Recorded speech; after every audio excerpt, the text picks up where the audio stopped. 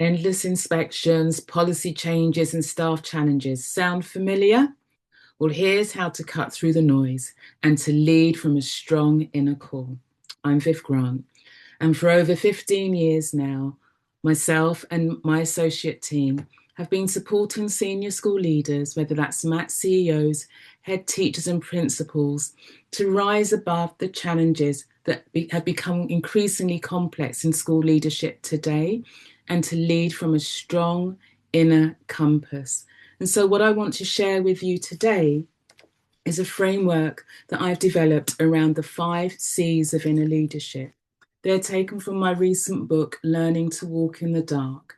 And I invite you to take a pen and paper and make some notes as I guide you through how developing these qualities can help you to lead with a greater sense of wisdom so that when the challenges come, you aren't buffeted from side to side, but through developing these deep inner qualities, you're able to lead in a way that keeps you connected to who you are and why you first stepped into the profession.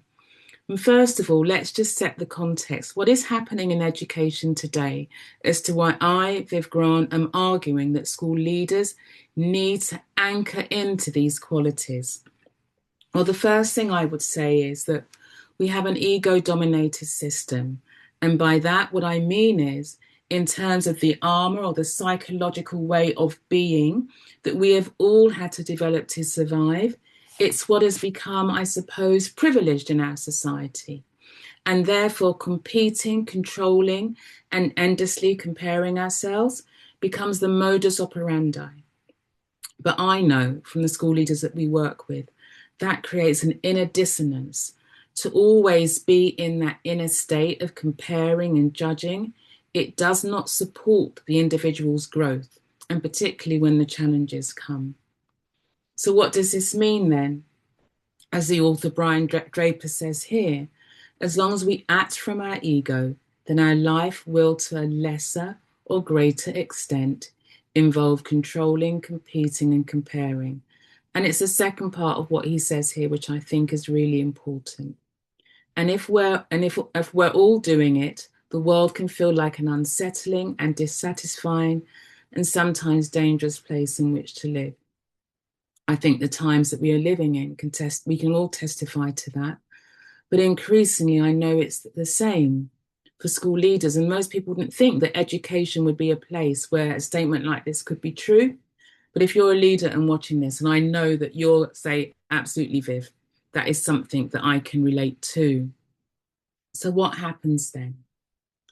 The author, poet David Whyte says, it forces a way of being in the world where actually we betray what matters most to us because there is not time to do the inner work, or we think there isn't time to do the inner work.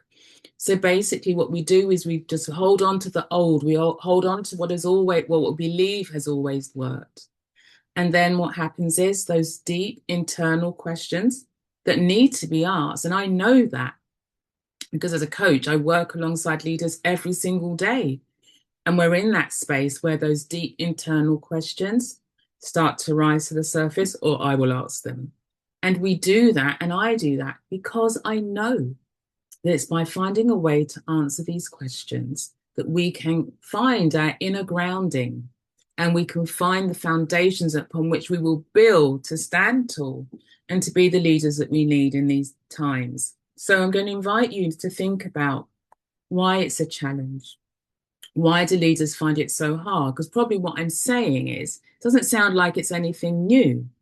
But I suppose what we need to recognize is, as the quote says here, we may be wired to learn, but it turns out that learning about ourselves is a whole different ballgame. I know that just from being human and living, having been on this earth for almost 6 decades now. And I know it will be the same for you. Learning about ourselves is not an easy journey, but it is a necessary journey, particularly if we have been tasked or you have been tasked with the role of school or MAT leadership, because who you are on the inside most definitely affects what shows up on the outside. So one of the things that we need to consider as to why this is so scary for many It's because it's about vulnerability, isn't it? It's about, well, how do we find those spaces? How do I have the conversation with myself where I face my self-doubt, where I face my hurt and I face my fears? And too often what we see are individuals building armor. And the armor they think is to protect themselves, but it doesn't. In the end, it makes leadership weaker, I should say. So, as one head teacher I worked with said, so eloquently, really, you know, it's our fears, our own vulnerabilities that sometimes hamper our ability to be courageous and show up as the leaders that we want to be. And again, just pause. How much of that first part of what she has to say resonates with you? And then what she says later about putting on a brave face. But is that brave face really brave? Is it being courageous? I think not. And so what we need to consider then, and what I'm going to invite you to consider now, are each of these 5 C's. So as I said earlier, please make sure you have a pen and a piece of paper. And I'm going to go through each of these 5 C's in turn and ask you to consider in your MAT or school leadership ways in which you could apply them so that when the challenges come, as I said earlier, you're not buffeted from side to side, but you have this strong inner compass that guides you in the way that feels right for you. So let's start with curiosity then. I see curiosity as the capacity to engage with questions that cause individuals to look beyond the surface of our lives.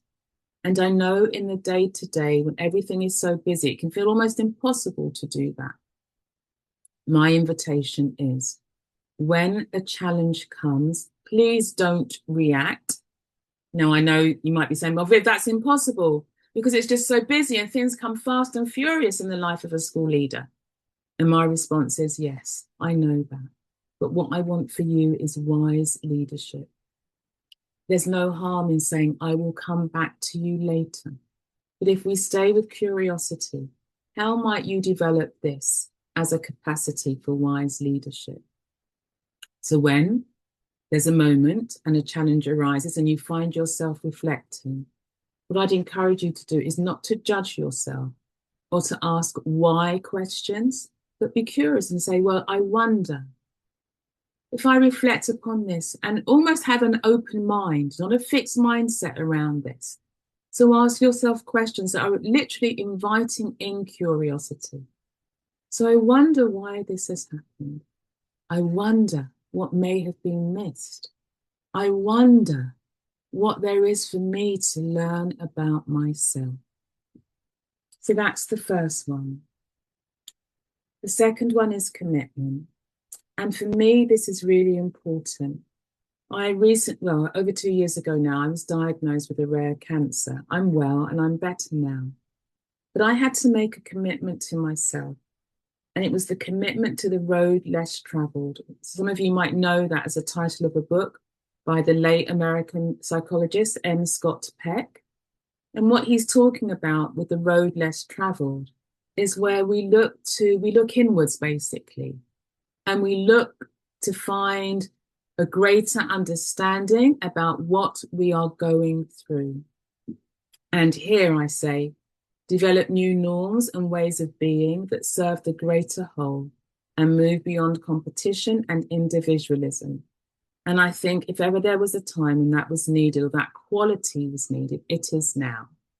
And so again, I invite you to consider what might be the new norms that you could commit to developing for yourself as a MAT or school leader that is countercultural, that is about real lasting change, so that we invite in the futures that we may not see, but yet we know our young people deserve.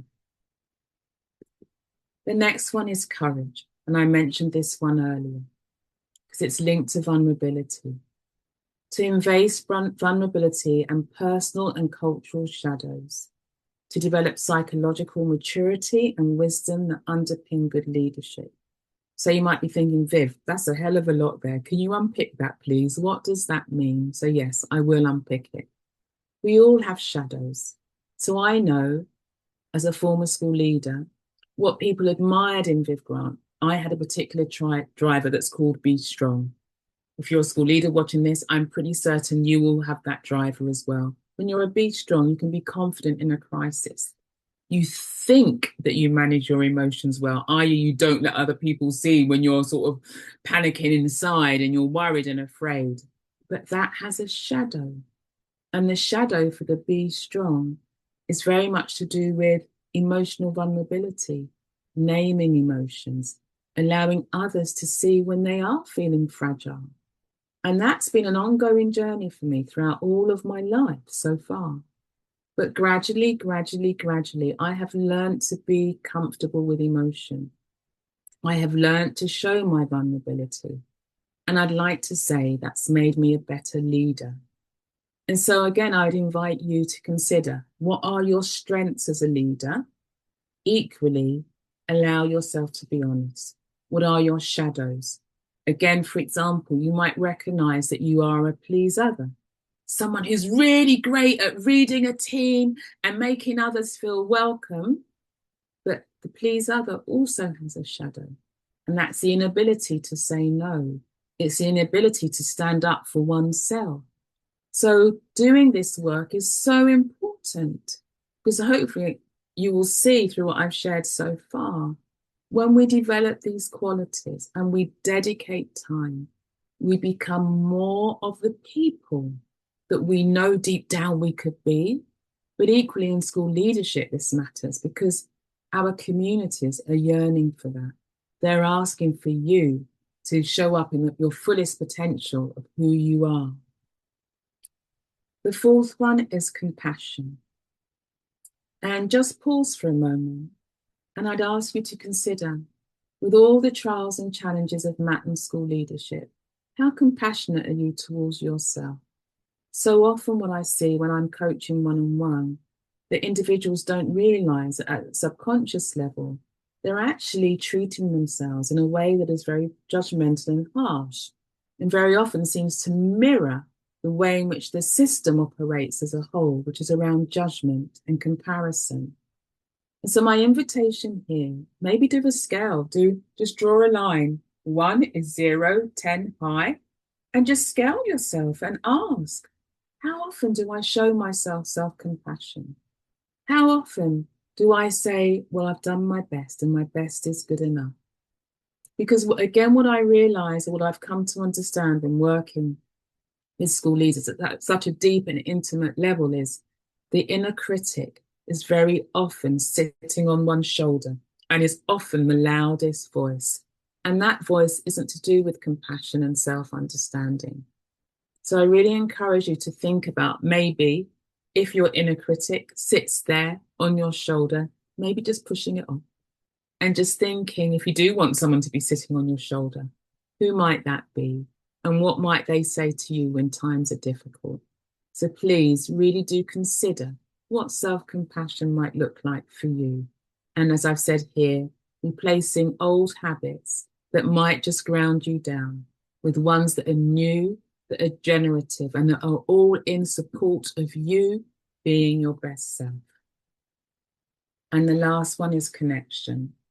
I feel this very deeply. A question that I will often ask individuals when I'm working with them, or groups when I'm talking to groups, is, will you be a good ancestor? When time has moved on, when we are no longer here, will others say, because of you being you and having shown up in their lives, did you make a positive difference?